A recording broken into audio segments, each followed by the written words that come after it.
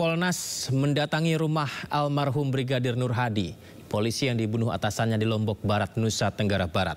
Kompolnas menyatakan akan transparan dalam penyelidikan kasus ini. Dua komisioner Kompolnas yang datang ke rumah Brigadir Nur Hadi adalah Supardi Hamid dan Arif Wicaksono. Mereka menemui istri Brigadir Nur Hadi, Elma Agustina. Dalam pertemuan istri korban berharap penyelidikan dilakukan secara transparan. Selain itu, Kompolnas juga membuka masukan untuk Polri, terutama nasib anak korban.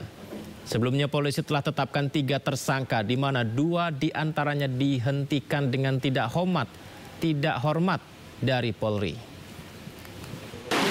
Selain proses yang transparan, mereka terus mendapatkan informasi yang berkelanjutan terkait peristiwa ini.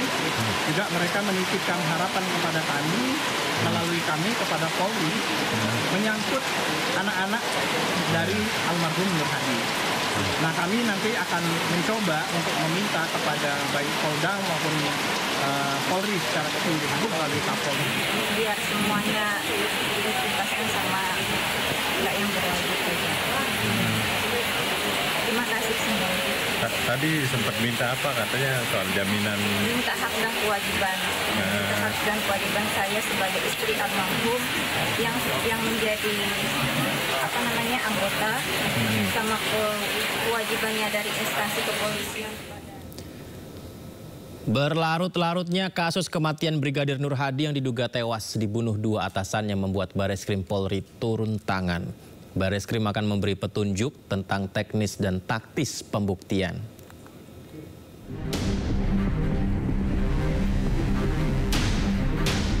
Kasus kematian Brigadir Nur Hadi yang terjadi 3 bulan yang lalu, tepatnya pada 16 April 2025, belum menemukan titik terang pelaku penganiayaan yang menyebabkan Nur Hadi tewas. Karena itu, Bareskrim Polri turun tangan membantu kasus tersebut agar lebih terang. Terutama memberi petunjuk tentang teknis pembuktian khususnya dalam penerapan pasal.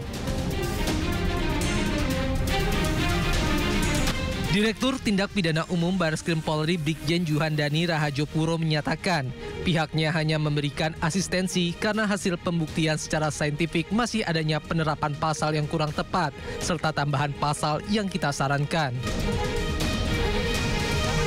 Sejauh ini Polda NTB sudah menetapkan 3 tersangka, yakni Kompol Imade Yogi Purusa Utama selaku atasan, Ibda Haris Chandra, dan seorang wanita Misti Puspitasari. Ketiganya kini ditahan di Polda NTB. Tim Liputan iNews melaporkan. Fakta-fakta baru terungkap dalam kasus kematian tragis Brigadir Nur Hadi di Gili Trawangan, Lombok Utara.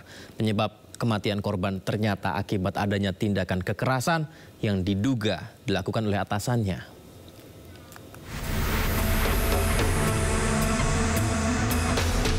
Muhammad Nur Hadi, anggota BIT Propam Polda Nusa Tenggara Barat, ditemukan tewas di dasar kolam salah satu villa di kawasan Gili Trawangan, Lombok Utara pada tanggal 16 April 2025.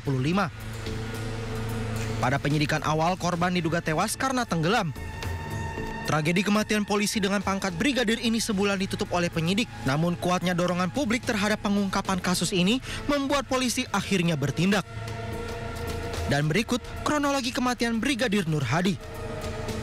Pada hari Rabu 16 April 2025, Brigadir Nur Hadi bersama para pelaku datang ke salah satu villa di Gili Trawangan, Lombok.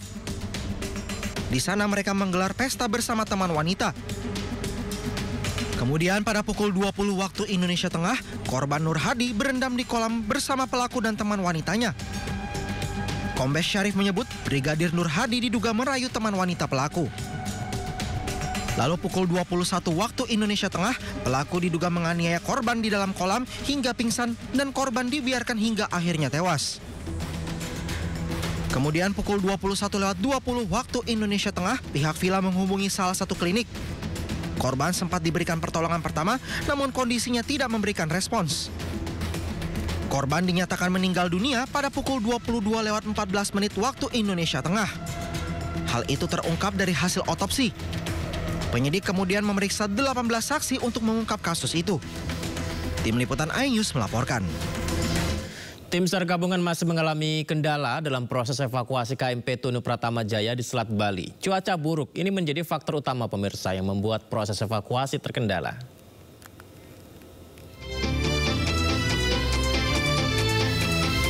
Hingga hari ke-13, tim SAR gabungan masih mengalami kendala dalam proses pencarian dan evakuasi korban tenggelamnya KMP Tunu Pratama Jaya di Selat Bali.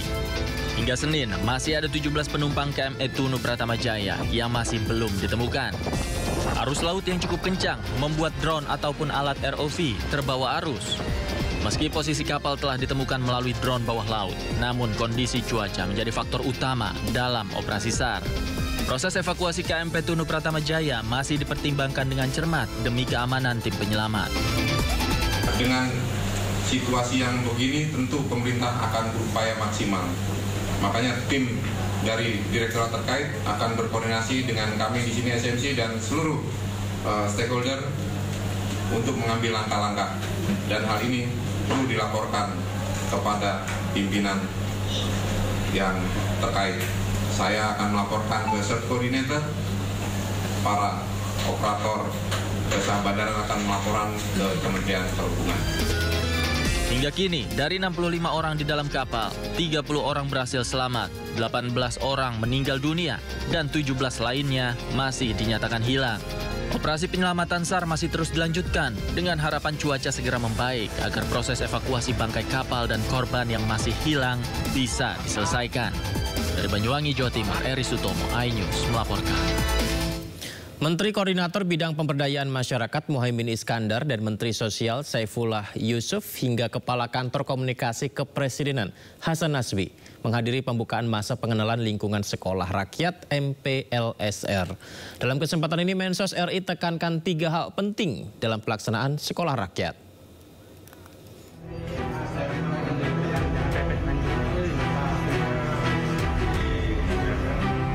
Menko Pemberdayaan Masyarakat Muhaimin Iskandar dan sejumlah menteri meninjau pelaksanaan sekolah rakyat hari pertama di Cibinong, Jawa Barat.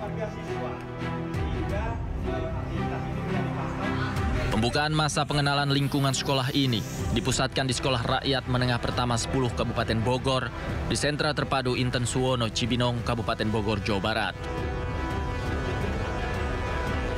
Pembukaan masa orientasi ini juga dilakukan serentak di 63 titik lainnya di seluruh Indonesia. Para murid juga akan menjalani cek kesehatan gratis, kedisiplinan, tes talenta DNA, hingga pengenalan kartu siswa. Menggunakan gedung pemerintah maupun pemerintah daerah yang dinyatakan layak oleh PU. Itu dulu prinsipnya itu. Jadi di sekolah rintisan ini memanfaatkan gedung yang sudah ada, baik milik pemerintah atau kementerian, lembaga maupun untuk milik pemerintah daerah. Nah setelah itu kami kirim surat ke Kementerian PU, oleh PU disurvei. Nah, kelayakannya seperti apa dan kira-kira kapasitas muridnya berapa. Seperti di sini kita terima 100% itu karena hasil rekomendasinya Kementerian PU. Sementara itu, Menko Pemberdayaan Masyarakat Muhaimin Iskandar menilai bahwa seluruh fasilitas yang ada sudah lengkap dan layak untuk digunakan.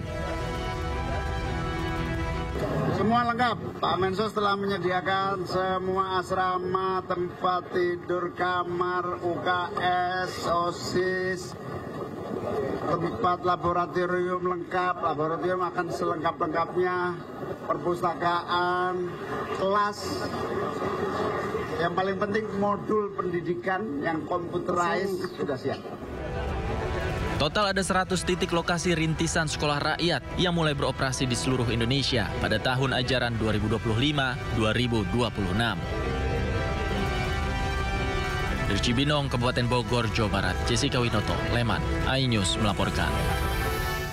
Sementara itu siswa penuh semangat mengikuti masa pengenalan lingkungan sekolah atau MPLS dipusatkan di Sekolah Rakyat Menengah Pertama 10 di Kabupaten Bogor, Jawa Barat. Uniknya, para siswa datang menggunakan bus wisata Bogor Uncal. Jadi seperti inilah rombongan siswa diantar orang tua mereka turun dari bus wisata Bogor Uncal saat tiba di Sekolah Rakyat. Para siswa masih mengenakan seragam SD mengikuti MPLS yang menjadi bagian dari pembukaan resmi Sekolah Rakyat. Program pendidikan berasrama gratis digagas Presiden Prabowo untuk anak-anak dari keluarga miskin dan miskin ekstrim. Rencananya pemirsa, Menteri Sosial Saifullah Yusuf dan Wakil Menteri Sosial Agus Jabu Priyono hadir dalam MPLS hari pertama di sekolah ini.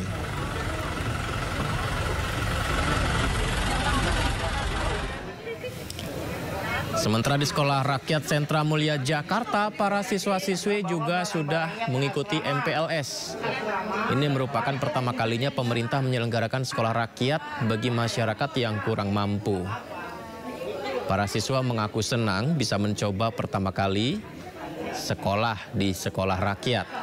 Kehadiran siswa-siswi ini menandai dimulainya MPLS yang menjadi bagian dari pembukaan resmi sekolah rakyat. Program pendidikan berasrama gratis digagas Presiden Prabowo untuk anak-anak dari keluarga miskin dan miskin ekstrim. Aku excited banget karena kayak di sini baru pertama kali aku masuk asrama dan tinggal di asrama. Tapi kalau anak saya memang dia ini ya saya sebagai orang tua ngedorong aja ya Mas, kalau emang kamu mau nggak apa-apa kok, kata saya gitu. Nah kalau untuk anak bapak sendiri namanya kan Linggar ya. Ini sebelumnya apakah memang dia ini SMP, ini baru SMA atau gimana sih Pak? Oh dia udah saya namanya bersedih banget ya. Dia udah 2 tahun nganggurnya itu karena keterbatasan. Tadinya saya bekerjalah supir pribadi gitu ya. Pemirsa, Presiden Prabowo Subianto menyebut sekolah rakyat merupakan program andalan pemerintah yang bisa mengentaskan kemiskinan. Berasrama untuk keluarga yang paling tidak mampu. Karena saya bertekad untuk memutus rantai kemiskinan. Kalau bapaknya pemulung, anaknya tidak boleh jadi pemulung. Kalau bapaknya tukang beca, anaknya tidak perlu harus jadi tukang beca. Kalau bapaknya susah, tidak punya penghasilan yang cukup, anaknya tidak boleh terus. Untuk itu tidak ada jalan lain. Kita harus berani. Siapa berani menang? Berani benar berhasil.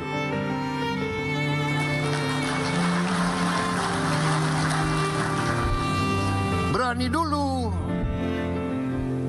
baru benar. Setelah berani benar, baru berhasil. Harus berani dulu. Ya. Kalau nggak berani, kita nggak bisa dapat apa-apa.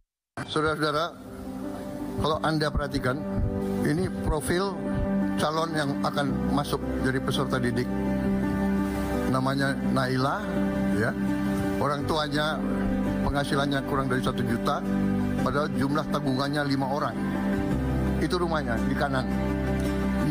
Yang menarik bagi saya, rumahnya seperti ini, Naila masih bisa senyum.